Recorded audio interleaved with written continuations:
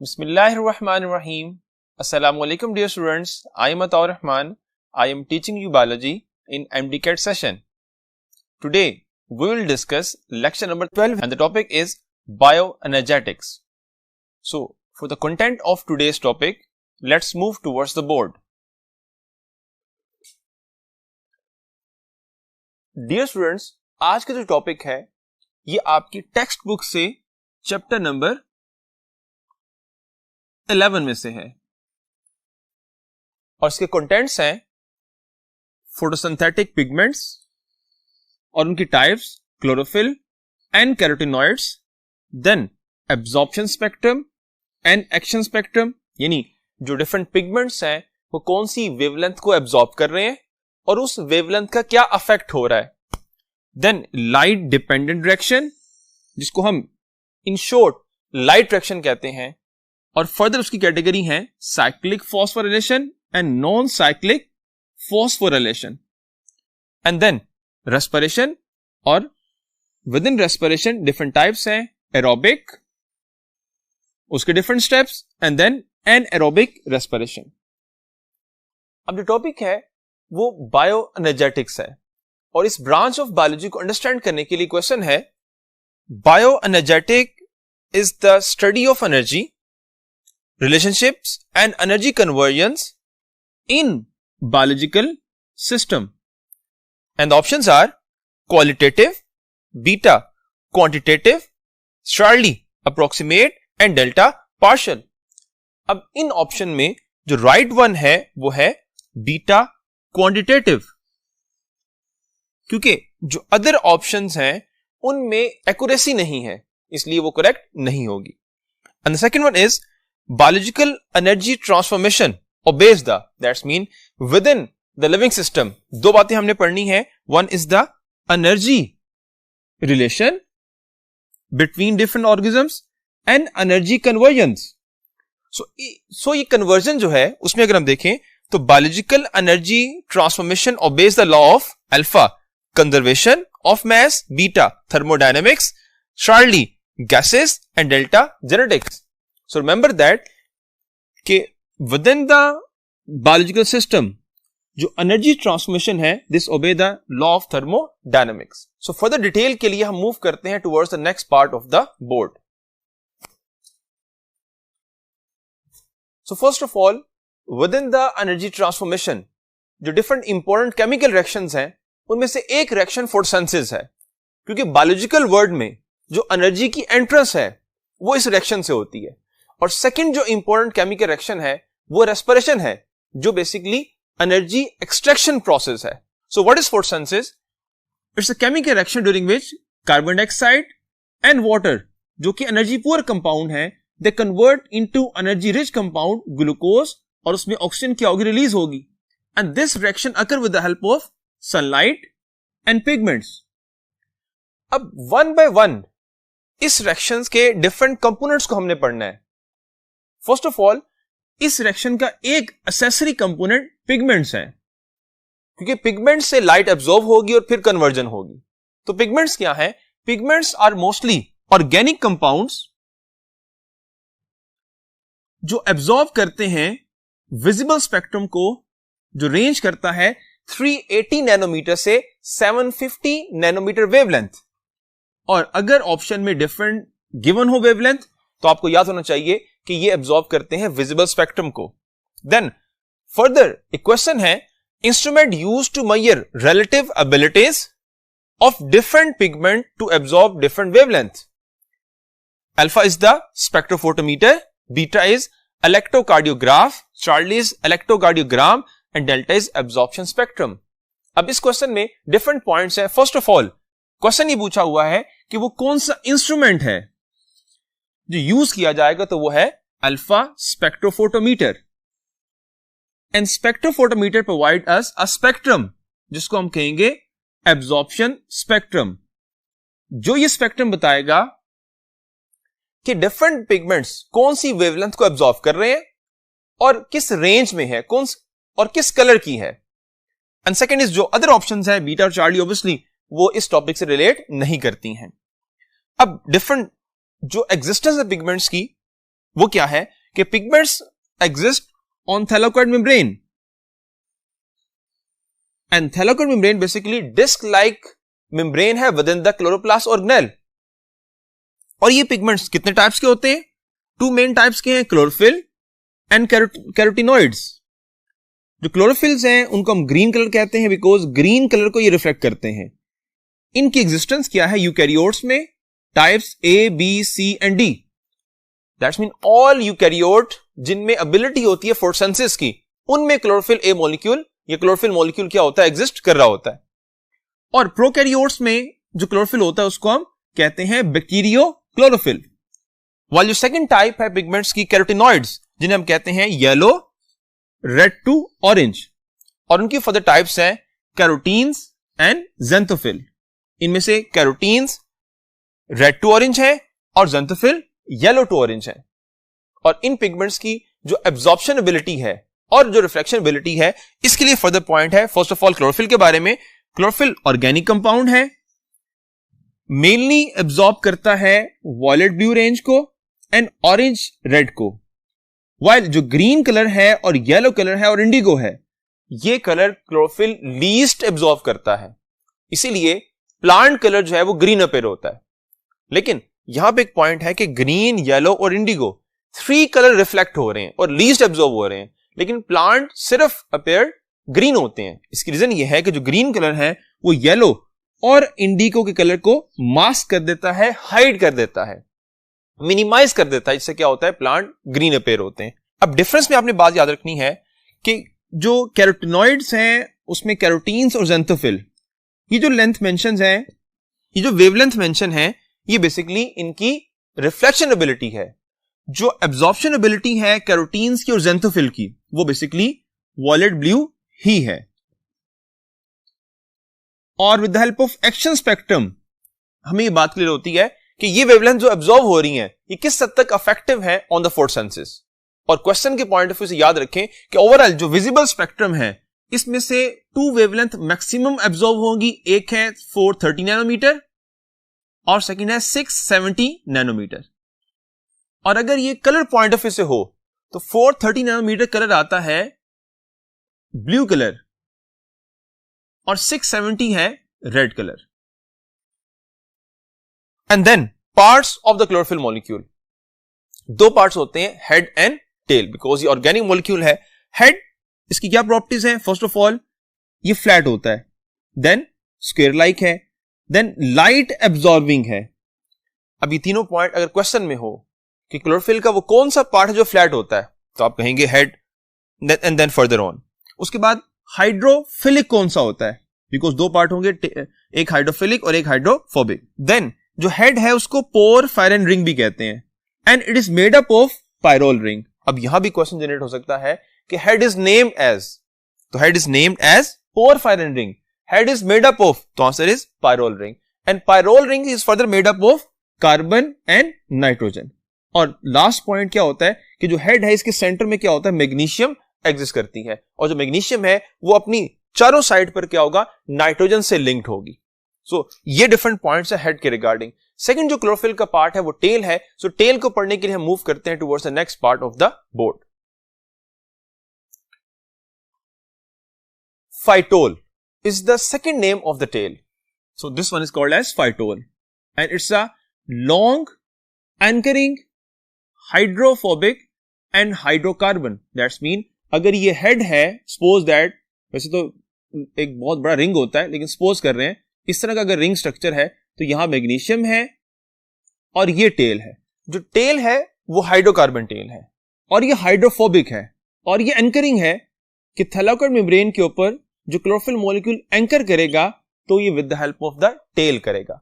फिर number of carbon and number of hydrogen कितने हैं इसमें? तो 20 कार्बन एंड 39 हाइड्रोजन इसमें क्या करती हैं? एग्जिस्ट करती हैं। सो ये टेल के रिगार्डिंग पॉइंट हो गए। सोलेबिलिटी, तो ऑर्गेनिक मॉलिक्यूल है तो वाटर में क्या होगा? इनसोल्युबल है, और डिफरेंट ऑर्गेनिक सॉलिड में क्या होगा? ये सोल्युबल होगा, लेकिन वाटर से अट्रैक्ट जरूर करेगा एक एंड की बेस के ऊपर, वो हेड है, बिकॉज हेड क्या होता है? हेड हाइड्रोफिलिक होता है। देन क्लोरोफिल के टाइप्स, 2 टाइप्स यहां डिस्कस हैं। One is chlorophyll A and second is chlorophyll B. Chlorophyll A और बी में क्या डिफरेंस है? अगर हम देखें formula, chemical formula of the chlorophyll A and B, तो वो ऑलमोस्ट सिमिलर है on the base of the elements carbon, hydrogen, oxygen, nitrogen and magnesium.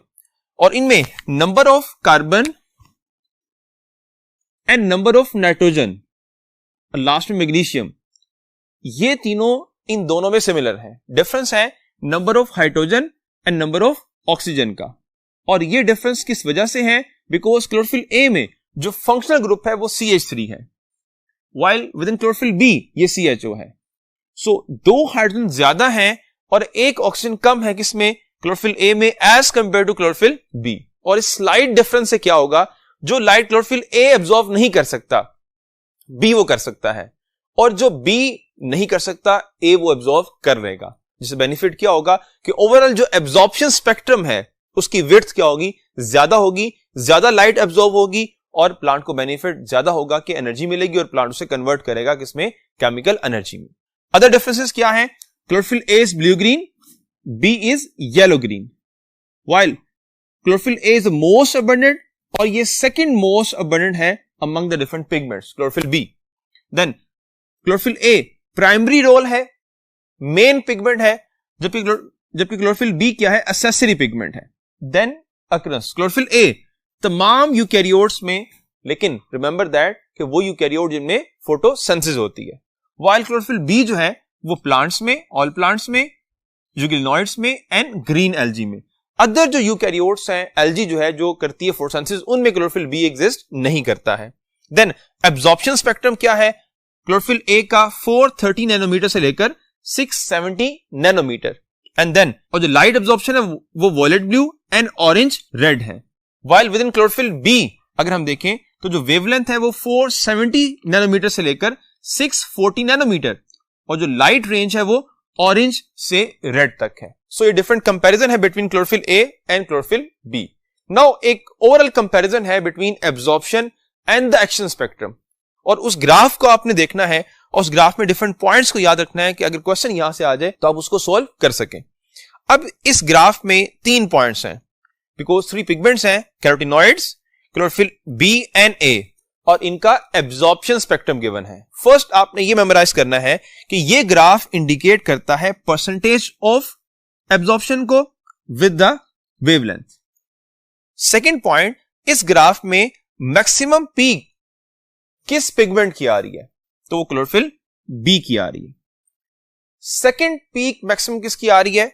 तो ये फर्स्ट पीक और ये second peak. Second peak maximum chlorophyll A molecule की आ रही है और सेकेंड मैक्सिमम पीक जो है वो कैरोटिनॉइड्स की है, यानी फर्स्ट मैक्सिमम बी और ये सेकेंड मैक्सिमम पीक है जो कि कैरोटिनॉइड्स की है। यानी क्लोरोफिल ए की जो पीक है वो थर्ड पॉइंट पे आती है, यानी 1, 2 एंड 3rd। अब इसका कंपैरिजन है with the action spectrum. Action spectrum वो स्पेक्ट्रम है जो हमें बताता है कि जो डिफरेंट वेवलेंथ एब्जॉर्ब हो रही हैं वो किस हद तक अफेक्टिव है ऑन द फोटोसिंथेसिस। और ये बात कैसे क्लियर होगी कि अगर एक वेवलेंथ से कार्बन डाइऑक्साइड ज्यादा कंज्यूम होती है और ऑक्सीजन की ज्यादा प्रोडक्शन होती है तो इसका मतलब है कि उस वेवलेंथ से ज्यादा फोटोसिंथेसिस हो रही है। इन दोनों ग्राफ में एक कंपैरिजन में सिमिलरिटीज और डिफरेंस। सिमिलरिटी क्या है? क्लोरोफिल ए का जो एब्जॉर्प्शन स्पेक्ट्रम है, जिस रेंज ऑफ वेवलेंथ में पीक्स आ रही हैं with in the absorption spectrum of chlorophyll, अगर हम उसे कंपेयर करें विद एक्शन स्पेक्ट्रम तो ये दोनों रेंज सिमिलर हैं।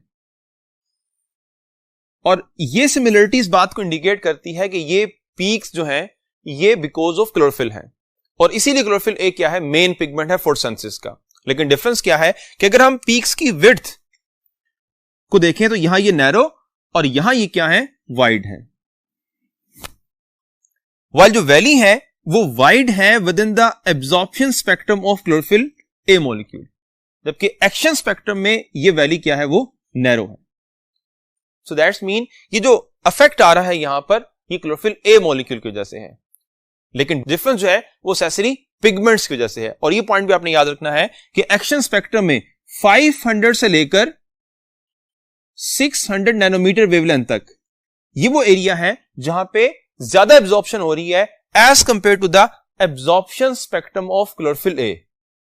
और क्लोरोफिल ए चूंकि मेन पिगमेंट है, और इसमें और फीचर ये है कि इसकी फर्दर टाइप्स हैं on the base of different wavelength, यानी chlorophyll A with a wavelength of 670 nanometre, 680 nanometre, 690 nanometre and 700 nanometre.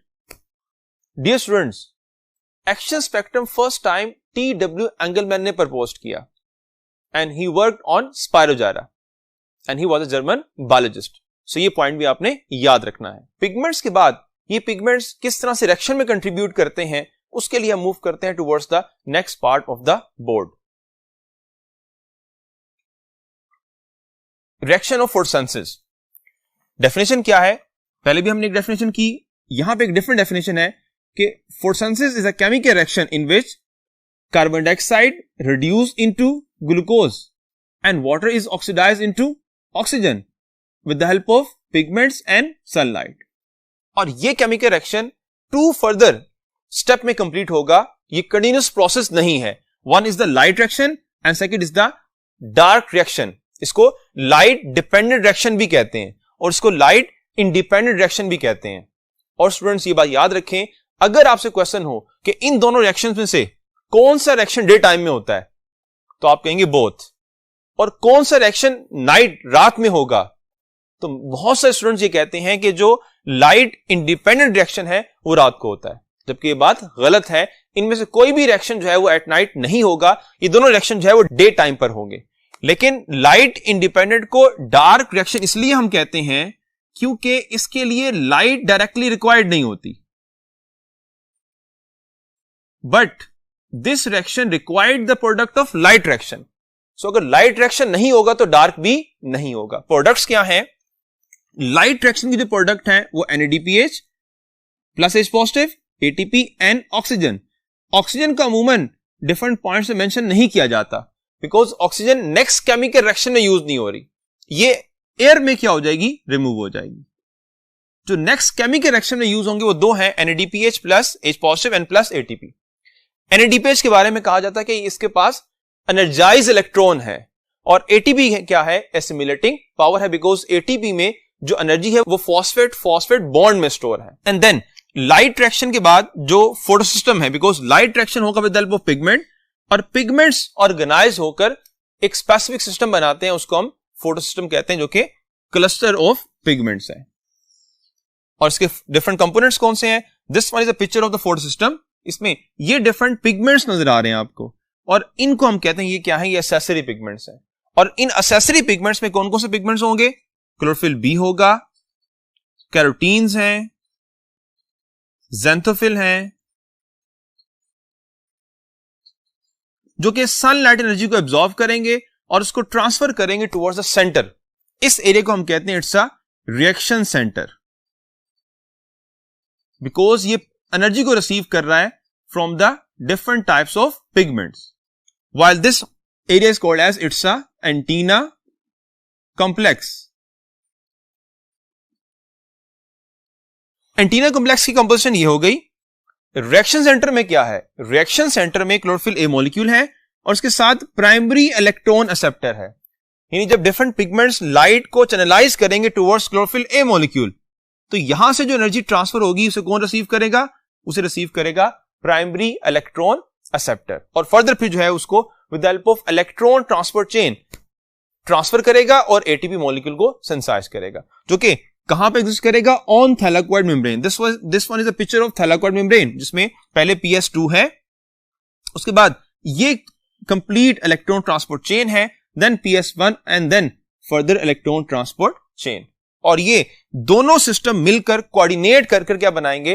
They produce ATP and NADPH, जो फर्दर डार्क रिएक्शन में यूज होंगे, जो कहां पर होता है? Within the stroma. और ये दोनों reaction, light reaction and dark reaction, ये कहां पे होते हैं? With in the chloroplast organelle. Light reaction की फर्दर डिटेल पढ़ने के लिए हम मूव करते हैं towards the first part of the board.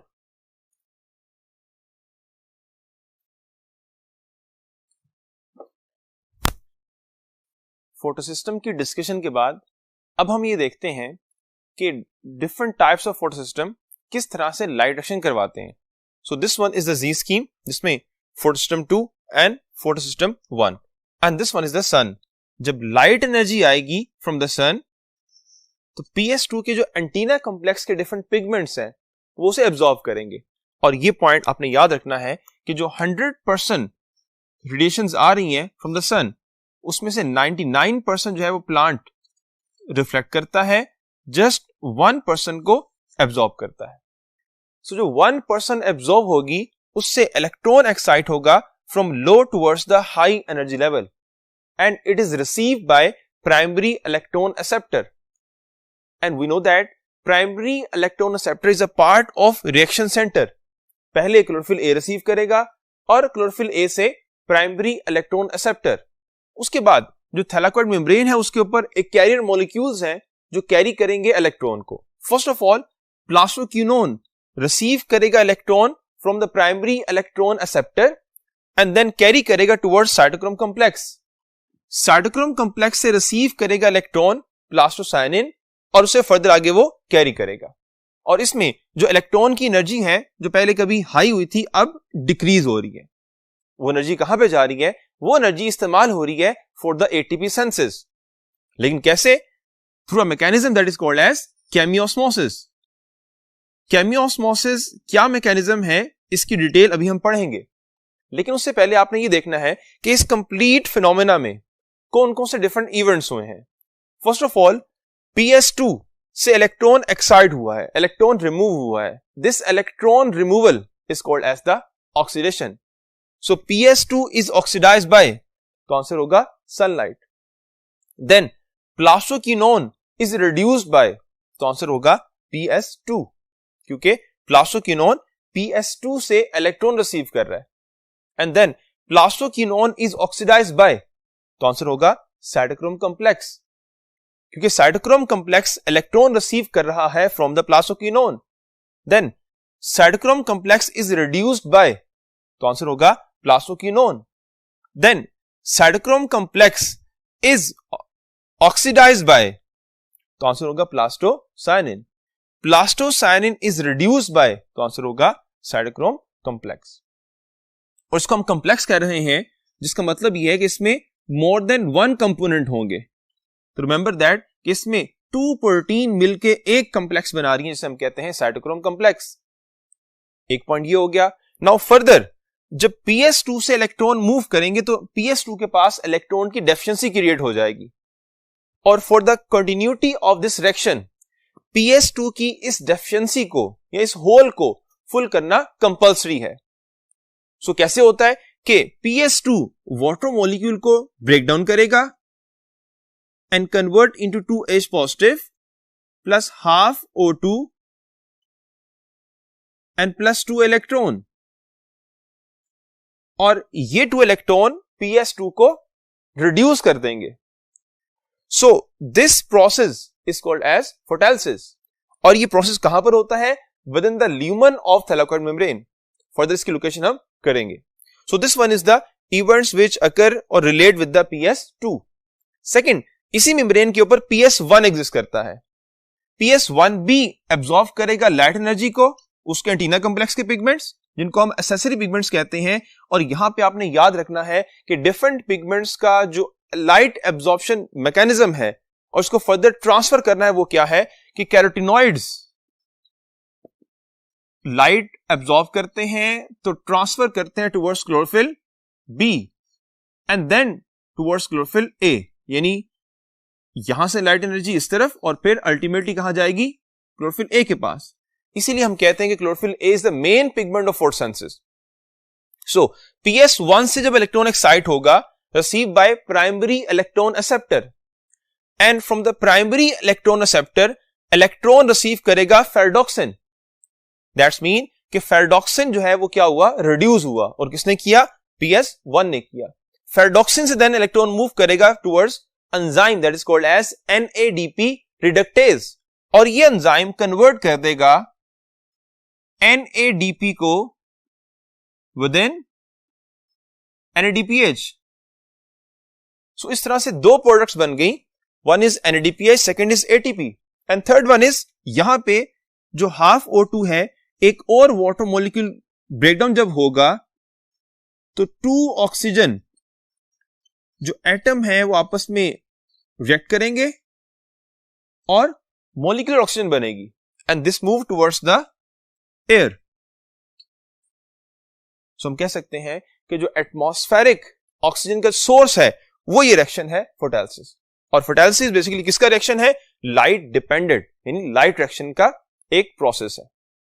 सो यहां पर अभी हमने कहा कि PS2 की डेफिशिएंसी कैसे होगी? फोटोलिसिस से। सो PS1 की डेफिशिएंसी कैसे फुलफिल होगी? सो इलेक्ट्रॉन जो आ रहा है फ्रॉम द PS2 वो PS1 की डेफिशिएंसी को कंप्लीट कर देगा।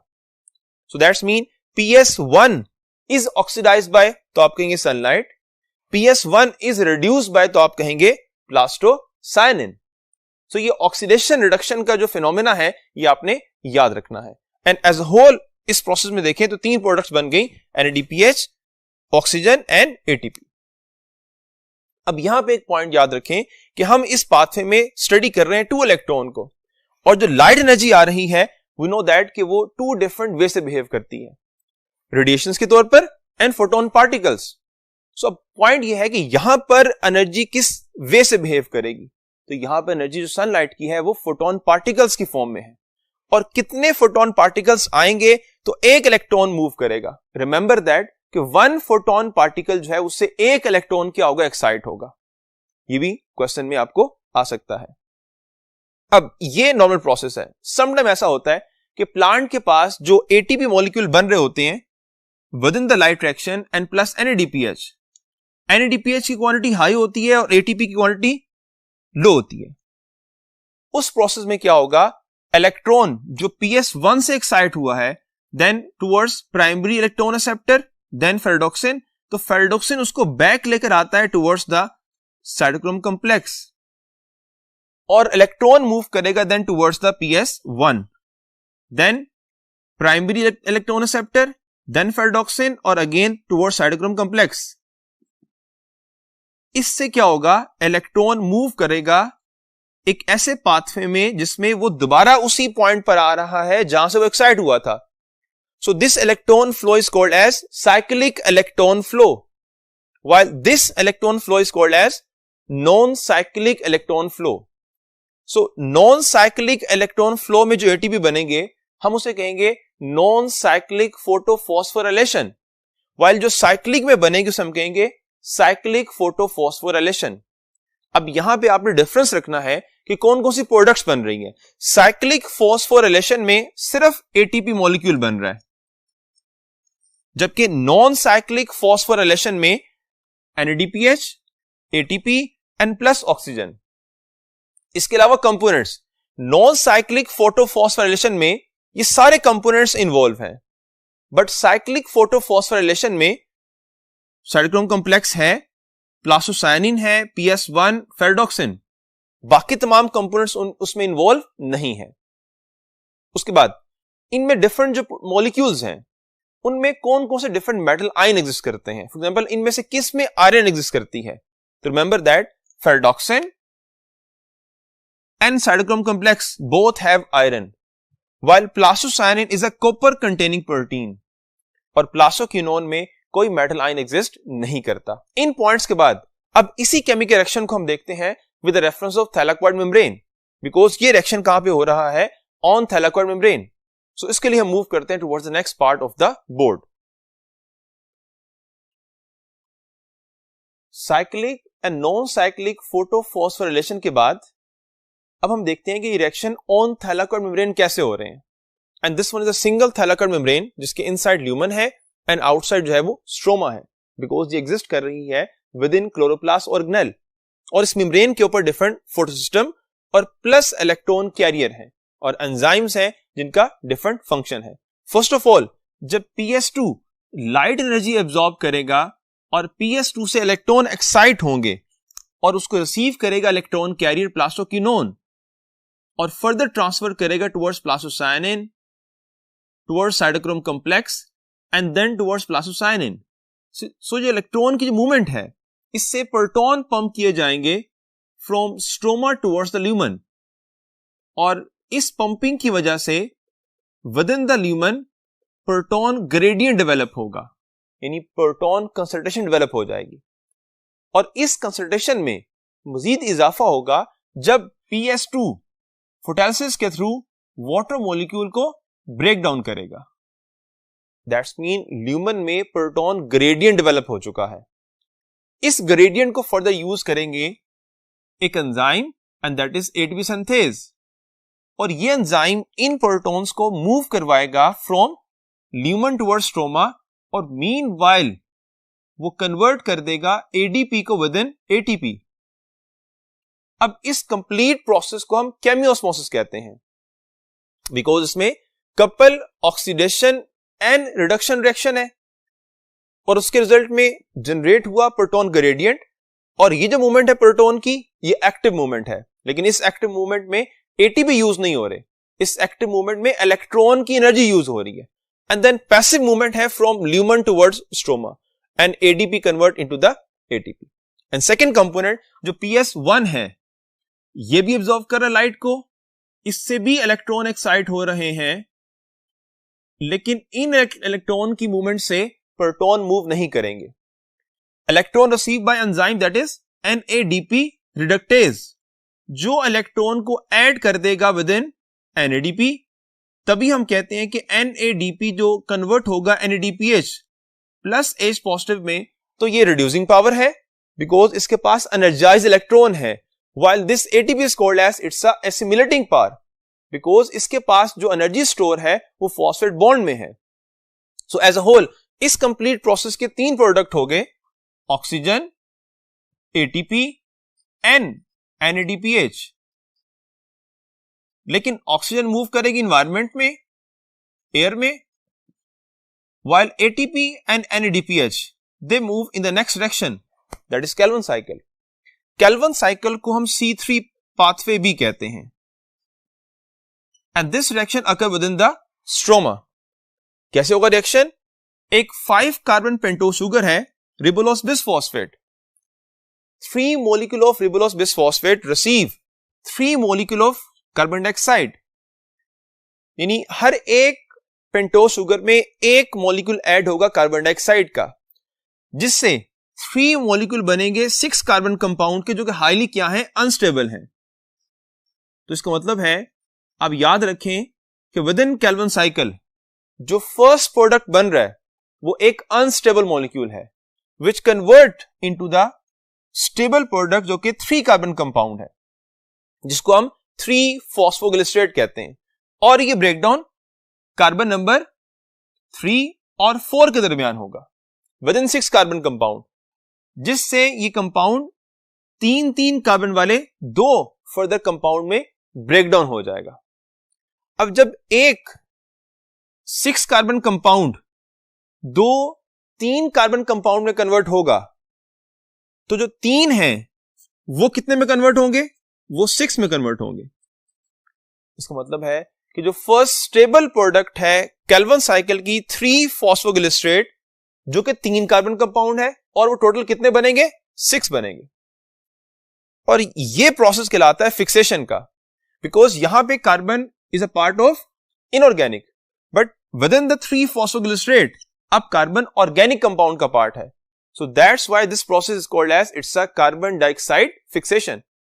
नेक्स्ट उसकी रिडक्शन है, और रिडक्शन में फर्स्ट फेज क्या है कि 3 फॉस्फोग्लिसरेट रिसीव करेगा phosphate from ATP and convert into 1,3 bis phosphoglycerate.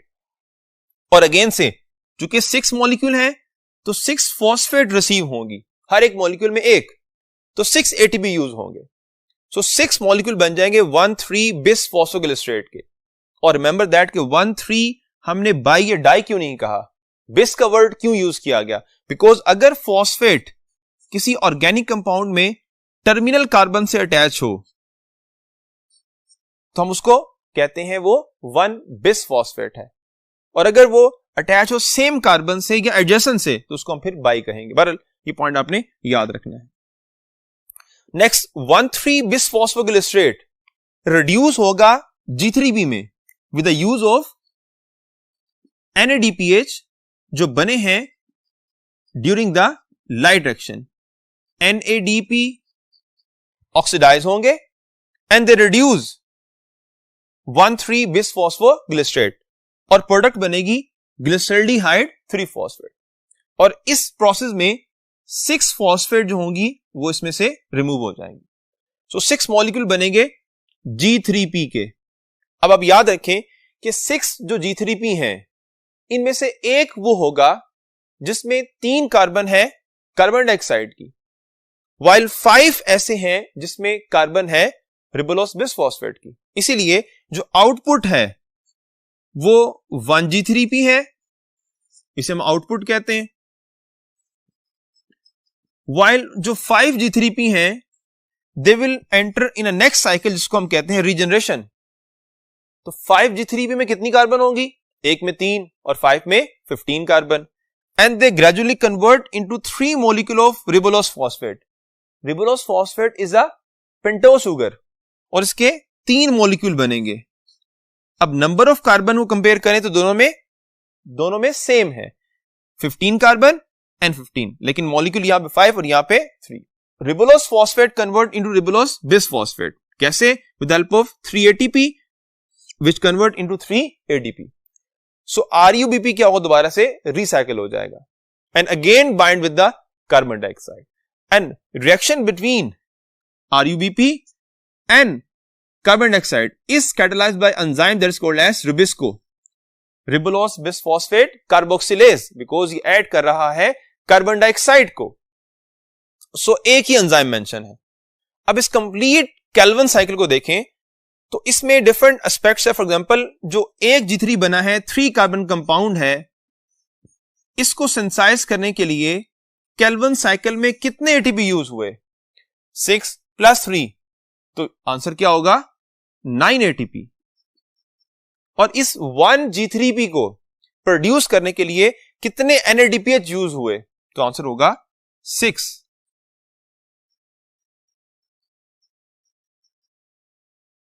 और अगर आपको यही क्वेश्चन रिगार्डिंग ग्लूकोज मॉलिक्यूल हो जाए कि ग्लूकोज मॉलिक्यूल सिंथेसाइज करना है और उसके लिए कितने ATP यूज होंगे केल्विन साइकिल में, तो एक ग्लूकोज मॉलिक्यूल बनाने के लिए केल्विन साइकिल 2 टाइम होगी, इसलिए जो ATP होंगे वो डबल हो जाएंगे, 18 ATP। और अगर क्वेश्चन हो रिगार्डिंग NADPH कि एक ग्लूकोज मॉलिक्यूल को सिंथेसाइज करने के लिए कितने NADPH रिक्वायर्ड हैं, तो आप कहेंगे 12, बिकॉज अमाउंट डबल हो जाएगी। सो this one is the Calvin cycle. इसको डार्क रिएक्शन भी कहते हैं और उसको C3 पाथवे भी कहते हैं। यहां पे एक पॉइंट और बहुत इंपॉर्टेंट है कि हम ये बात कहते हैं कि नेचर में जो मिनिमम नंबर ऑफ कार्बन है इन अ मोनोसैकेराइड वो 3 क्यों है? उसकी एक रीजन यहां पर ये है कि जो केल्विन साइकिल जो कि सोर्स है कार्बोहाइड्रेट का, इसमें जो आउटपुट बन रहा है वो एक 3 कार्बन कंपाउंड है। अगर इसमें कोई मॉलिक्यूल ऐसा बनता जो आउटपुट 2 कार्बन वाला होता तो 2 कार्बन मोनोसैकेराइड भी एग्जिस्ट कर सकता था, लेकिन चूंकि होता नहीं है इसलिए एग्जिस्ट भी नहीं करता। So this is the detail of the photosynthesis, जिसमें हमने पढ़ा light reaction and then dark reaction. Next second जो कंपोनेंट है इस टॉपिक का वो रेस्पिरेशन है, एंड फॉर द रेस्पिरेशन हम मूव करते हैं towards the next part of the board.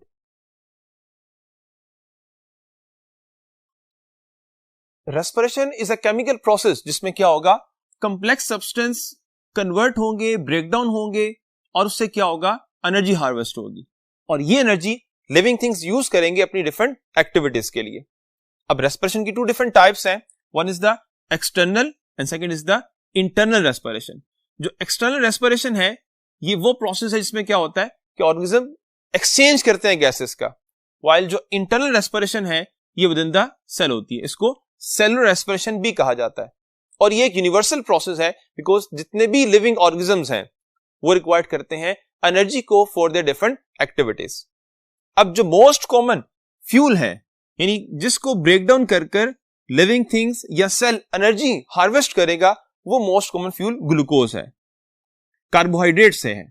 और क्यों? Because carbohydrate efficient source of energy है।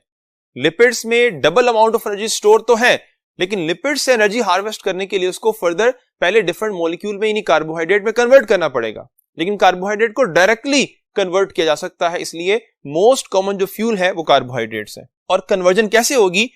It's a glucose molecule, this will convert into a pyruvic acid, this process is called as glycolysis, जिसमें energy harvest होगी और cell उसको use करेगा।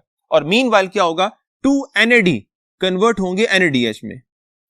अब इसको NADH2 भी लिखते हैं और NADH भी लिखते हैं, और आपकी बुक में NADH plus H positive B यूं भी लिखा हुआ है, और हम कहते हैं कि ये ऑक्सीडाइज NADH है और ये रिड्यूस NADH है। अब जो रेस्पिरेशन का पाथवे है वो एरोबिक होगा या एनारोबिक, हम तो ऐसे कहते हैं कि ऑक्सीजन डिफाइन करेगी या माइटोकॉन्ड्रिया डिफाइन करेगा कि सेल में एरोबिक रेस्पिरेशन है या फिर एनारोबिक रेस्पिरेशन है। लेकिन यह भी आपने याद रखना है कि एक्चुअल जो टाइप ऑफ रेस्पिरेशन है एरोबिक या एनारोबिक, वो ग्लूकोज मॉलिक्यूल की ब्रेकडाउन पे डिपेंड कर रही है या फिर फ्यूचर ऑफ पायरुविक एसिड। तो remember that future of pyruvic acid, because जो ग्लूकोज की पायरुविक एसिड में ब्रेकडाउन है ये दोनों प्रोसेस में होगी, एरोबिक में भी और प्लस एनारोबिक में भी। लेकिन अगर ऑक्सीजन अवेलेबल होगी जब पायरुवेट बन जाएगा और प्लस माइटोकॉन्ड्रिया है, और अगर माइटोकॉन्ड्रिया नहीं है तो डिफरेंट रेस्पिरेटरी एंजाइम है जो किसी मेम्ब्रेन से एसोसिएटेड होंगे, just like with in aerobic bacteria, वहां पे माइटोकॉन्ड्रिया नहीं है लेकिन ऑक्सीजन है और साथ एंजाइम मेम्ब्रेन से एसोसिएटेड है, तो वहां पर क्या होगा, एरोबिक रेस्पिरेशन होगी। और अगर ऑक्सीजन नहीं है और उसके फर्दर एंजाइम भी नहीं है तो फिर क्या होगा, जो पायरुविक एसिड है वो कन्वर्ट होगा अल्कोहल में या फिर लैक्टिक एसिड में। और इसकी बेस्ट एग्जांपल जो है वो आरबीसीज हैं, red blood cells. Red blood cells में इन दोनों कंपोनेंट में से ऑक्सीजन होती है लेकिन वहां पे एरोबिक रेस्पिरेशन नहीं हो रही। क्यों? बिकॉज वहां पे माइटोकॉन्ड्रिया नहीं है और ना ही वहां पर जो है वो रेस्पिरेटरी यानी एरोबिक रेस्पिरेशन के एंजाइम भी वहां पे एग्जिस्ट नहीं करते हैं। अब एनारोबिक रेस्पिरेशन हम कहते हैं कि जब पायरुविक एसिड ब्रेकडाउन होगा एब्सेंस ऑफ ऑक्सीजन में, और ये कन्वर्जन 2 में हो सकती है। इनिशियली वही प्रोसेस है, ग्लूकोज इनटू पायरुवेट या पायरुविक एसिड और 2 NADH बनेंगे, and then NADH oxidise into NAD और convert pyruvate into alcohol and plus carbon dioxide और लैक्टिक एसिड। इसे हम कहते हैं अल्कोहलिक फर्मेंटेशन या कहते हैं लैक्टिक एसिड फर्मेंटेशन। अब अल्कोहलिक फर्मेंटेशन जो है वो कहां पे होती है, within bacteria and within fungi, while जो लैक्टिक एसिड फर्मेंटेशन है वो होती है within bacteria and human skeleton muscle. अब ये पॉइंट आपने याद रखना है कि अगर हम कंपैरिजन करते हैं एरोबिक एंड एनारोबिक रेस्पिरेशन का, तो जो एनारोबिक रेस्पिरेशन है वो less amount of ATP produce करती है। जो ओवरऑल एनर्जी स्टोर है ग्लूकोज मॉलिक्यूल में, जस्ट 2% एनर्जी क्या होगी, एक्सट्रैक्ट होगी। लेक्चर के एंड पर हम ओवरऑल देखेंगे कि डिफरेंट प्रोसेस में कितने एटीपी बनते हैं। तो जो ग्लाइकोलाइसिस है वो बेसिकली एनारोबिक रेस्पिरेशन है, तो उसमें जस्ट क्या होंगे, नेट एटीपी 2 बनेंगे। So for the further detail हम मूव करते हैं towards the next part of the board. Aerobic respiration की डिटेल पढ़ने से पहले हम डिफरेंट कंपोनेंट्स को देखते हैं, क्योंकि 2 कंपोनेंट इंपॉर्टेंट है रेस्पिरेशन के पॉइंट ऑफ व्यू से। One is a mitochondria, second is ATP. Mitochondria is called as it's a power house of cell, because ये एनर्जी प्रोवाइड कर रहा है, एटीपी प्रोवाइड कर रहा है। इसका स्ट्रक्चर क्या है कि इसमें 2 मेम्ब्रेन है, आउटर एंड इनर। अब जो इनर मेम्ब्रेन है उसमें इनफोल्डिंग्स हैं जिनको हम क्रिस्टी कहते हैं, और इन्हीं के ऊपर क्या है, F1 पार्टिकल एग्जिस्ट कर रहा है। इनर मेम्ब्रेन के जो इनर पार्ट है उसको मैट्रिक्स कहते हैं, और 2 मेम्ब्रेन के दरमियान जो स्पेस है उसे हम मेम्ब्रेनस स्पेस कहते हैं। अब जो डिफरेंट स्टेप है वो आपने याद रखने हैं केमिकल रिएक्शन के पॉइंट ऑफ व्यू से, कि एरोबिक रेस्पिरेशन के कौन कौन से स्टेप विद इन माइटोकॉन्ड्रिया हो रहे हैं और कहां पे हो रहे हैं। ग्लाइकोलाइसिस आउटसाइड द माइटोकॉन्ड्रिया है, within the cytosol, while with in the matrix यहां पे क्या हो रहा है, pyruvic acid oxidation and plus करब साइकिल। वाइल जो लास्ट स्टेप है एरोबिक रेस्पिरेशन का, जिसे हम इलेक्ट्रॉन ट्रांसपोर्ट चेन या उसको हम रेस्पिरेटरी चेन भी कहते हैं, वो कहां पे होती है, क्रिस्टी के ऊपर, क्योंकि उसके एंजाइम यहां पे एग्जिस्ट करते हैं। और F1 पार्टिकल बेसिकली क्या है, इट्स अ एटीपी सिंथेज, जो कि एटीपी बनाएगा। और यहां पे आपने पॉइंट याद रखना, हम पढ़ेंगे भी कि इलेक्ट्रॉन कहां से कहां मूव करेगा और प्रोटॉन उस दौरान कहां मूव करेंगे, और जब एटीपी बनेगा तो उस दौरान क्या होगा, प्रोटॉन किस तरफ मूव करेंगे, बिकॉज यहां से क्वेश्चन जनरेट हो सकता है। So after mitochondria second is the ATP. ATP is a nucleotide and its name as adenosine triphosphate। इसमें ट्राइफॉस्फेट 3 फॉस्फेट हैं, लेकिन जो एनर्जी फॉस्फेट बॉन्ड है वो फॉस्फेट के दरमियान है। दैट्स मीन इसमें 2 एनर्जाइज फॉस्फेट बॉन्ड है, और जब टर्मिनल फॉस्फेट बॉन्ड टूटेगा तो 7.3 किलो कैलोरी एनर्जी क्या होगी, रिलीज होगी। इस तरह से वो कन्वर्ट होगा एडीपी में, और अगर एनर्जी डेफिशिएंसी है, फर्दर एटीपी सिंथेसाइज नहीं हो सकते, तो एडीपी कन्वर्ट होगा एएमपी में और एनर्जी प्रोवाइड करेगा। लेकिन ऐसा नॉर्मली नहीं होता। जब एडीपी बनेगा तो मीनवाइल इतनी अमाउंट ऑफ एनर्जी दोबारा आ जाएगी कि एडीपी अगेन से एटीपी में कन्वर्ट हो जाएगा through chemiosmosis. So after the ATP next one is the biological oxidation. क्योंकि लिविंग थिंग्स में जो डिफरेंट प्रोसेस के लिए एनर्जी रिक्वायर्ड होती है वो मिलती है थ्रू द ऑक्सीडेशन प्रोसेस। लेकिन कुछ एक्सेप्शंस हैं, for example photosynthesis and bacterial chemosynthetic process. इन दोनों में ये process itself oxidation and reduction है। इससे हटकर जो अदर केमिकल रिएक्शंस हैं वो तमाम के तमाम फ्री एनर्जी गेन करते हैं थ्रू द ऑक्सीडेशन रिएक्शन, और उससे जो है अपनी एक्टिविटीज परफॉर्म करते हैं। लास्ट में different step of cellular respiration है। फर्स्ट ऑफ ऑल ग्लाइकोलाइसिस जो विद इन साइटोसोल होगी, देन पायरुविक एसिड ऑक्सीडेशन, और इसको लिंक रिएक्शन भी कहा जाता है, then Krebs cycle, and last one is the respiratory chain, या फिर हम कहते हैं ETC electron transport chain.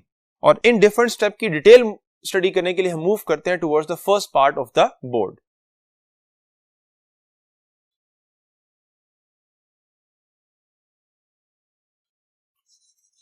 Dear students, अब हम देखते हैं कि ग्लूकोज किस तरह से पायरुवेट में कन्वर्ट होगा। और ये बात आपने याद रखनी है कि ये रिएक्शन विद इन साइटोप्लाज्म होता है। इस रिएक्शन में first initially glucose convert into glucose 6 phosphate, जिसमें एटीपी अपना फॉस्फेट डोनेट करेगा और ग्लूकोज रिसीव करेगा। So it's a substrate level phosphorylation. Then glucose 6 phosphate convert into fructose 6 phosphate. और ग्लूकोज और फ्रुक्टोज में डिफरेंस क्या है कि glucose is a aldohexose while fructose is a ketohexose। Next step में फ्रुक्टोज 6 फॉस्फेट कन्वर्ट होगा fructose 1,6 bisphosphate में with the use of 1 ATP molecule, and ATP डिफॉस्फोराइलेट होगा, कन्वर्ट इनटू ADP। अब इसमें जो एंजाइम है वो फॉस्फोफ्रुक्टोकाइनेज है, और फीडबैक मैकेनिज्म के थ्रू ये रिएक्शन कंट्रोल हो रहा है। तो रिमेंबर दैट कि जो फॉस्फोफ्रुक्टोकाइनेज है इसको इनहिबिट करेगी हाई क्वांटिटी ऑफ ATP। यानी अगर ATP फर्दर आगे रिएक्शन में बन रहे हैं और वो सफिशिएंट हो गए हैं, उनकी क्वांटिटी इंक्रीज हो गई है, तो हाई कंसंट्रेशन ऑफ ATP इस एंजाइम को इनहिबिट करेगी। वाइल जो सिट्रेट बन रहा है विद इन क्रेब्स साइकिल, उसकी जो लो कंसंट्रेशन है वो इसके लिए एज अ एक्टिवेटर एक्ट करेगी। तो ये फीडबैक मैकेनिज्म का पॉइंट आपने यहां से याद रखना है। देन फ्रुक्टोज 1,6 बिसफॉस्फेट ब्रेकडाउन होगा into 2 trioses, one is DAP, second is G3P, और इसमें 4 and 5 स्टेप है। फोर्थ स्टेप में फ्रुक्टोज 1,6 बिसफॉस्फेट कन्वर्ट हो रहा है DAP एंड G3P में। DAP is a ketotriose, G3P is a aldotriose. और फिफ्थ स्टेप में जो DAP है ये कन्वर्ट होगा G3P में, क्योंकि फर्दर रिएक्शन में जो प्रोसीड करेगा वो G3P ही होगा। दैट्स मीन 2 G3P प्रोसीड होंगे, सो वो फिफ्थ स्टेप होगा। उसके बाद जो G3P बने हैं ये फर्दर फॉस्फोराइलेट होंगे और कन्वर्ट होंगे 1,3 बिसफॉस्फोग्लिसरेट में। यहां पे अगेन से क्या है, फॉस्फोराइलेशन है, लेकिन ये फॉस्फोराइलेशन सबस्ट्रेट लेवल नहीं है, बिकॉज यहां पर इनऑर्गेनिक फॉस्फेट ऐड हो रही है फ्रॉम साइटोप्लाज्म। और ये ऑक्सीडेशन प्रोसेस भी है, बिकॉज NAD रिड्यूस होगा किसमें, विद इन NADH। और याद रखें ये विद इन द ग्लाइकोलाइसिस और within the respiration first time oxidation है, and the product is 1,3 bisphosphoglycerate. उसके बाद नेक्स्ट क्या होगा, 1,3 बिसफॉस्फोग्लिसरेट डीफॉस्फोराइलेट होगा और अपनी एक फॉस्फेट डोनेट करेगा towards ADP, and ADP convert into ATP both side की तरफ, और जो प्रोडक्ट बनेगी वो है 3 फॉस्फोग्लिसरेट, यानी एक फॉस्फेट रिमूव होगी, and it's a substrate level phosphorylation. Then 3 phosphoglycerate convert into 2 phosphoglycerate, और यहां पे आप देख रहे हैं कि जस्ट एक चेंज आया है, और वो पोजीशन ऑफ फॉस्फेट है कि पहले फॉस्फेट कार्बन नंबर 3 के ऊपर और अब कार्बन नंबर 2 के ऊपर है। और एक पॉइंट जिससे बच्चे कंफ्यूज होते हैं वो ये वर्ड है 3, 2 और 1, 3 का। वो क्लियर मैं आपको बता रहा हूं। 1, 3 का मतलब बेसिकली फॉस्फेट की पोजीशन है कि 1, 3 में phosphate carbon number 1 and carbon number 3 के ऊपर है। 3 फॉस्फोग्लिसरेट का मतलब है कि 3 कार्बन कंपाउंड है और फॉस्फेट कार्बन नंबर 3 के ऊपर है। 2 फॉस्फोग्लिसरेट का मतलब है कि 3 कार्बन कंपाउंड है और फॉस्फेट कार्बन नंबर 2 पे आ गई है। और इसलिए यहां पर ऐसे आई है बिकॉज नेक्स्ट रिएक्शन में वाटर मॉलिक्यूल ने रिलीज होना है। और उसको पढ़ने के लिए हम मूव करते हैं towards the next part of the board.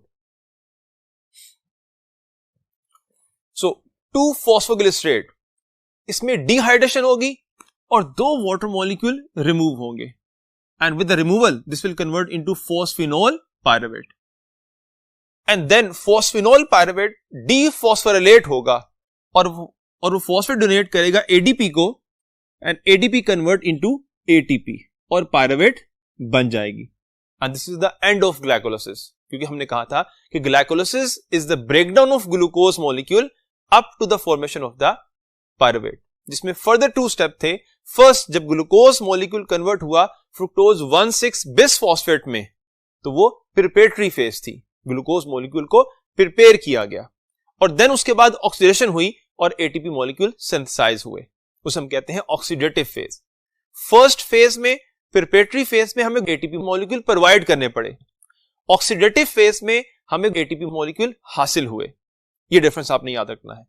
Next point जो आपने मेमोराइज करना है वो ये है कि ओवरऑल जो ग्लाइकोलाइसिस है इसमें कहां पे फॉस्फोराइलेशन हो रही है और कितने टाइम हो रही है, तो वो देखते हैं अगर हम, तो 1, 2, 3, 4, 5, 6, 7 एंड 8, यानी 8 टाइम यहां पर फॉस्फोराइलेशन हो रही है। अब कितने टाइम फॉस्फोराइलेशन से एटीपी बन रहा है, तो वो देखें 1, 2, 3 and 4, that's mean 4 time phosphorylation से एटीपी बन रहा है, बाकी फॉस्फोराइलेशन से एटीपी नहीं बन रहा। कितने टाइम फॉस्फोराइलेशन से एटीपी यूज हो रहा है, तो अब देखें 1 एंड 2, यहां पे एटीपी मॉलिक्यूल यूज हो रहा है। और कितने टाइम यहां पे सबस्ट्रेट लेवल फॉस्फोराइलेशन है, तो 4 टाइम एटीपी के लिए और 2 टाइम यहां पे, तो दैट्स मीन 6 टाइम यहां पर क्या है, सबस्ट्रेट लेवल फॉस्फोराइलेशन है। 2 टाइम जो फॉस्फोराइलेशन है वो सबस्ट्रेट लेवल फॉस्फोराइलेशन नहीं है, यहां पे इनऑर्गेनिक फॉस्फेट ऐड हो रही है from cytoplasm towards the molecule of 3 phosphoglycerate, या आप कह सकते हैं G3P, glyceraldehyde 3 phosphate, and convert into 1,3 bis phosphoglycerate. तो पायरुवेट बना है, देन ये क्या होगा, फर्दर ऑक्सीडाइज होगा, उसे हम कहते हैं pyruvic acid oxidation. And this oxidation is, अगर हम देखें कि this one is pyruvate, 3 carbon compound 1, 2 and 3, और यहां से फर्स्ट ऑफ ऑल क्या होगा, कार्बन डाइऑक्साइड रिमूव होगी। ऐसे हम कहते हैं कि ये डीकार्बोक्सिलेशन मीडिएटेड ऑक्सीडेशन है, यानी इसमें ऑक्सीडेशन तो हो रही है लेकिन उस दौरान क्या हो रहा है, कार्बन डाइऑक्साइड भी रिमूव हो रही है। इससे पहले ऑक्सीडेशन थी लेकिन वहां पर क्या था, वहां पे कार्बन डाइऑक्साइड रिमूव नहीं हो रही, लेकिन यहां पर क्या होगा, CO2 रिमूव होगी, दिस वन, प्लस ये हाइड्रोजन रिमूव होगी और इलेक्ट्रॉन रिमूव होंगे जो रिड्यूस करेंगे NAD को, and NAD convert into NADH। सो यहां पर क्या है, ऑक्सीडेशन भी है, रिडक्शन भी है और डीकार्बोक्सिलेशन भी है, लेकिन जो रेस्पिरेटरी मॉलिक्यूल है वो ऑक्सीडाइज हो रहा है बिकॉज रिडक्शन किसकी हो रही है, NAD की। एंड देन 2 कार्बन रह जाएंगी, इसे हम कहते हैं ये क्या है, ये एसिडिक एसिड है। एसिडिक एसिड फर्दर रिएक्ट करता है कोए एंजाइम के साथ। So acetic acid plus coenzyme collectively called as acetyl CoA. So हमारे पास क्या हुआ, पायरुविक एसिड ऑक्सीडेशन कंप्लीट हो गई। लेकिन ये याद रखें कि ग्लूकोज मॉलिक्यूल की रेस्पिरेशन में ये प्रोसेस 2 टाइम होगा, दैट्स मीन यहां से 2 मॉलिक्यूल रिलीज होंगे कार्बन डाइऑक्साइड के और 2 ही NADH बनेंगे और 2 एसिटाइल कोए बनेंगे और वो दोनों एसिटाइल कोए एंटर होंगे क्रब साइकिल में। सो टू डिस्कस द क्रब साइकिल हम मूव करते हैं towards the next part of the board. Acetyl CoA enter हुए विद इन द क्रब साइकिल और जैसे ही एसिटाइल कोए एंटर होगा क्रब साइकिल में वहां पे एक रिसीव करने वाला मॉलिक्यूल है जो कि 4 कार्बन कंपाउंड है, C4 कहते हैं, oxaloacetate. So 4 carbon of oxaloacetate and 2 carbon of acetic acid within acetyl CoA, कितनी हो गई? 6 कार्बन। तो एक कंपाउंड बनेगा सिट्रेट, जो कि क्या होगा? 6 कार्बन कंपाउंड होगा, लेकिन इसमें वाटर मॉलिक्यूल ऐड होगा और जो को ए एंजाइम है वो आप यहां पे देख रहे हैं, वो क्या हो जाएगा? रिमूव हो जाएगा, उसमें से निकल जाएगा। सो को एंजाइम रिमूव होगा और क्या बनेगा? सिट्रेट। सिट्रेट देन कन्वर्ट होगा अपने आइसोमर में, that is called as isocitrate, जो कि क्या है? अगेन से एक 6 कार्बन कंपाउंड है। और फिर नेक्स्ट स्टेप में इस 6 कार्बन कंपाउंड की डीकार्बोक्सिलेशन होगी, और अगर डीकार्बोक्सिलेशन है तो ऑब्वियसली इस दौरान ऑक्सीडेशन भी है और रिडक्शन है किस चीज की? NAD की इनटू NADH। तभी हम कहेंगे ये डीकार्बोक्सिलेशन मीडिएटेड क्या है? ऑक्सीडेशन है। सो 1 carbon remove in form of carbon dioxide and the product is C5 compound, that is alpha Quito glutarate. और फिर अगेन से इस मॉलिक्यूल की डीकार्बोक्सिलेशन होगी और वो कार्बन रिमूव होगी जो कि इसमें एग्जिस्ट करती है एक, और क्या होगा? Decarboxylation mediated oxidation, NAD reduced into NADH. So the result is a C4 compound. अब यहां पे एक लिंक देखें कि अब तक प्रोसेस में 3 molecule of carbon dioxide remove हुए हैं एक पायरुवेट में से, और इसको लिंक करें विद द केल्विन साइकिल। तो केल्विन साइकिल का जो आउटपुट था वो 3 कार्बन कंपाउंड था, that is G3P, glyceraldehyde 3 phosphate, और उस एक मॉलिक्यूल में 3 कार्बन थी कार्बन डाइऑक्साइड की, और वहां एनर्जी स्टोर हो रही थी, और ग्रेजुअली वही कार्बन डाइऑक्साइड अब यहां पे रिमूव हो रही है, और अब एनर्जी क्या हो रही है? एक्सट्रैक्ट हो रही है। तो वहां पे एनर्जी स्टोर और यहां पे क्या हो रही है? एक्सट्रैक्ट हो रही है। बहरहाल डिफरेंट इंटरमीडिएट कंपाउंड्स होंगे और ये एक्सोथर्मिक रिएक्शन होगा, और इस एक्सोथर्मिक रिएक्शन में एनर्जी रिलीज होगी और वो एनर्जी कन्वर्ट करेगी GDP को GTP में, यानी guanosine diphosphate into guanosine triphosphate, and then guanosine triphosphate again convert into guanosine diphosphate, और जो एक फॉस्फेट रिमूव होगी वो कहां कन्वर्ट होगी? ADP के पास, and ADP convert into the ATP। So ATP is energy currency, और करेंसी फ्री में नहीं मिलती, इसीलिए यहां पर कभी डायरेक्टली खुद ADP कहीं से फॉस्फेट रिसीव नहीं करेगा, कहीं से एनर्जी प्रोवाइड करनी पड़ेगी, वर्किंग करनी पड़ेगी तो करेंसी मिलेगी। इसलिए हमारी बॉडी के सेल्स को वर्किंग करनी पड़ती है, तभी ATP मॉलिक्यूल क्या होता है? सिंथेसाइज होता है। अब क्या प्रोडक्ट बन गई? Succinate, and succinate is a C4 compound, 4 carbon compound है। सक्सिनेट ऑक्सीडाइज होगा इनटू फ्यूमेरेट, और जब ये ऑक्सीडेशन है तो FAD रिड्यूस इनटू FADH2, और यहां पे डीकार्बोक्सिलेशन नहीं हो रही, यहां पे सिर्फ क्या है? ऑक्सीडेशन है। फ्यूमेरेट कन्वर्ट इनटू मालेट, और यहां पर हाइड्रेशन है, वाटर मॉलिक्यूल क्या हो रहा है? ऐड हो रहा है, एंड मालेट देन कन्वर्ट इनटू ऑक्सैलोएसीटेट, यहां पे अगेन से ऑक्सीडेशन है, और इस ऑक्सीडेशन प्रोसेस में क्या होगा? अगेन NAD रिड्यूस होगा NADH में। So this one is the Krebs cycle, इसको सिट्रिक एसिड साइकिल भी कहते हैं, and it is also called as TCA, tricarboxylic acid cycle. अब ये रिएक्शन भी 2 टाइम होगा। Within single Krebs cycle कितने NADH बन रहे हैं? 1, 2 एंड 3, और इस पर अगर गौर करें तो आपको ये बात क्लियर होगी कि 2 NADH ऐसे हैं जो ड्यूरिंग डीकार्बोक्सिलेशन बन रहे हैं, और एक NADH ऐसा है जिसमें डीकार्बोक्सिलेशन नहीं हो रही, लेकिन तीनों में ऑक्सीडेशन जरूर हो रही है। वाइल जो FADH2 बन रहा है ये थ्रू ऑक्सीडेशन बन रहा है, और इसमें एक ATP मॉलिक्यूल क्या हो रहा है? सिंथेसाइज हो रहा है। अब तक जितने भी NADH बने हैं और FADH2 बने हैं वो बेसिकली एनर्जी बैटरी है। वो एनर्जी बैटरी आगे जाके यूज होगी और उससे ATP मॉलिक्यूल बनेंगे, और लास्ट स्टेप में बनेगी। और लास्ट स्टेप क्या है? Last step is basically the electron transport chain. उसको स्टडी करने के लिए हम मूव करते हैं towards the next part of the board, respiratory chain. Last step of the aerobic respiration जो विद इन माइटोकॉन्ड्रिया होगी, और माइटोकॉन्ड्रियल की इनर मेम्ब्रेन में, और इनर मेम्ब्रेन का जो पार्ट है जो कलेक्टिवली इनफोल्डिंग बनाता है, उसमें एक पार्ट क्रिस्टा है और कलेक्टिवली हम कहते हैं क्रिस्टी। जो तमाम होती हैं। और इन क्रिस्टी के ऊपर या क्रिस्टा के ऊपर क्या होगा, डिफरेंट कंपोनेंट्स होंगे इलेक्ट्रॉन ट्रांसपोर्ट चेन के। फर्स्ट ऑफ ऑल सबसे पहले है कोएंजाइम Q है, उसके बाद प्रोटीन कॉम्प्लेक्स है जिसे हम कहते हैं साइटोक्रोम कॉम्प्लेक्स, जिसमें further different types of proteins हैं, cytochrome B, cytochrome C, cytochrome A, जिसकी फर्दर है ANA3। अब जितने भी NADH बने हैं वो यहां पर आके क्या होंगे, ऑक्सीडाइज होंगे एंड अपना एनर्जाइज इलेक्ट्रॉन प्रोवाइड कर देंगे किसको, कोएंजाइम Q को, और ये इलेक्ट्रॉन मूव करेगा इलेक्ट्रॉन ट्रांसपोर्ट चेन में और इलेक्ट्रॉन की एनर्जी यूज होगी टू पंप प्रोटॉन, लेकिन कहां से कहां, inside this is matrix and this is the outside outer compartment. So proton pump करेंगे from inside towards the outside और प्रोटॉन पोटेंशियल जो है यहां पे जनरेट होगा।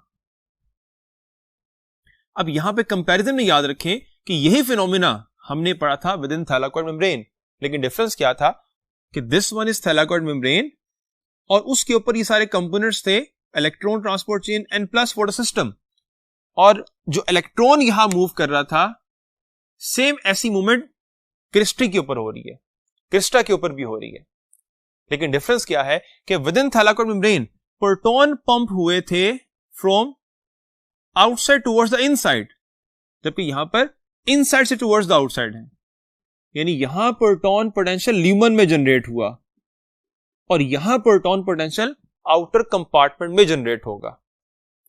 तो ये डिफरेंस याद रखना है कि इलेक्ट्रॉन मूवमेंट की सिमिलरिटी है, लेकिन डिफरेंस प्रोटॉन की पंपिंग की डायरेक्शन है, माइटोकॉन्ड्रिया में इनसाइड से आउटसाइड और वहां पे आउटसाइड से इनसाइड। और जब यही प्रोटॉन पोटेंशियल यूज होगा फॉर एटीपी सिंथेसिस, तो फिर डायरेक्शन क्या होगी, विद इन थैलाकोइड हमने ये पढ़ा कि वो ल्यूमन से टुवर्ड स्ट्रोमा जाएगा और मीनवाइल क्या होगा, एडीपी फॉस्फोराइलेट होगा और कन्वर्ट होगा एटीपी में। वाइल विद माइटोकॉन्ड्रिया यहां पे F1 पार्टिकल है और ये F1 पार्टिकल इस प्रोटॉन को डिफ्यूज करवाएगा from outside towards the inside और मीनवाइल वो क्या करेगा, एडीपी को एटीपी में कन्वर्ट कर देगा। सो ये डिफरेंस आपने याद रखना है, कंपैरिजन है between thylakoid membrane and mitochondria. As a whole अगर हम देखें तो यहां पे भी जो couple oxidation and reduction reaction है उसे आपने याद रखना है कि NAD ऑक्सीडाइज इनटू NADH, तो कौन रिड्यूस होगा, coenzyme Q। Coenzyme Q is oxidised by cytochrome B and B is reduced by coenzyme Q।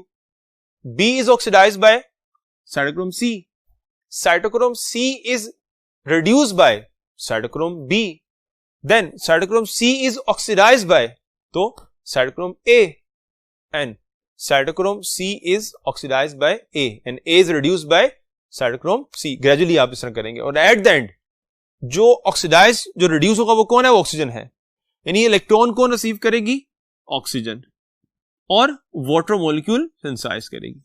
और रिमेंबर दैट यहां भी अगर लिंक करें कि ऑक्सीजन बनी कब थी, जब इलेक्ट्रॉन निकले थे, फोटोलिसिस हुई थी और वो इलेक्ट्रॉन ग्रेजुअली यूज हुए एटीपी बनाने के लिए और फिर वो एनर्जी कहां पे गई, ग्लूकोज मॉलिक्यूल में।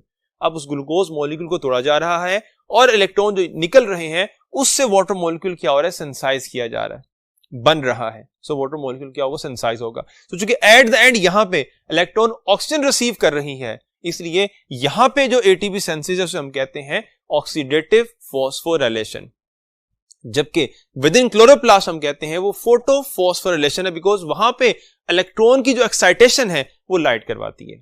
तो ये एक और डिफरेंस है between the oxidative phosphorylation and photo phosphorylation. Clear हो गया पॉइंट।